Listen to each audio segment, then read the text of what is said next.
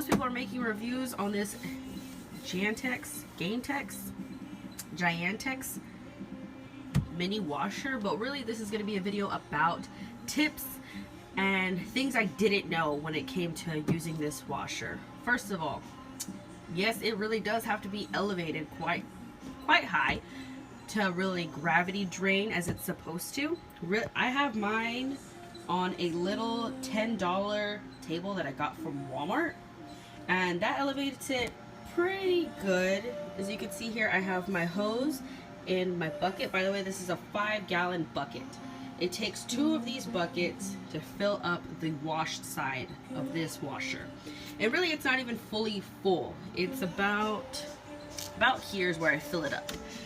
And you know, if you're going to be dumping water into your washer like I am, and you know you don't have it hooked up to a sink or your shower, only 2 of these buckets go on the wash side, and that fills it up to the H line, which is the highest it could go.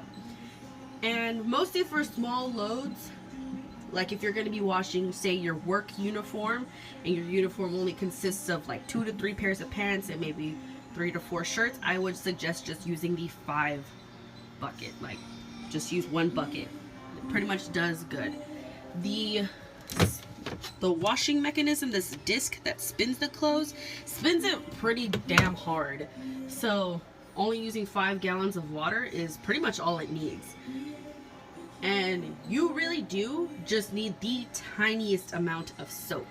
I have here the Gain, and this little top right here, I pretty much only fill it up to right here. Pretty much, if it coats the bottom of the cap, that's as much soap as I use. I made the mistake of using a little more than that, and it was Bubble City in there.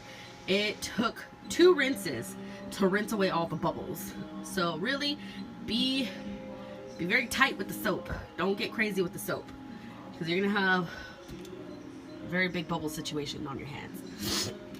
Another thing is this little disc right here. This comes with your washer. Make sure it's nice and flat on your clothes. At one point I had spun a load, and it wasn't much. It was honestly maybe like a shirt and some shorts and a few socks, and this thing was rattling like crazy. And I thought I had overloaded the spin side, but it wasn't the case. It was that this disc wasn't flat. It was slightly askewed, and that was enough to make the clothes spin like crazy. So whenever you use it, you know, you might not actually be overloading the spin side. It might just be that the disc is, you know, slightly off. So realign your disc, and if you spin it and it's still going crazy, you know, might want to take some clothes out. But also with this thing, I find the best way to make sure your clothes are going to be spun correctly is that if you push it down slightly. Don't push it like you're going to detach this little spinning mechanism. Just, you know, slightly pat it down. If it's, you know, up here and you just try to snap it right here like this, you know, it's going to take longer. It's going to spin and it's going to push itself down. You might as well help your spin side along and just push it a little bit. Helps with the spinning. Also, if you are cheap like me, you know, you work in like a minimum wage job and you scrape together your little pennies to get this baby right here, and you don't want to buy a drying rack to dry your clothes, I suggest getting these little snap clips that I got at Walmart. I believe they were only $4 for 12 of them, and they just snap right onto your hanger.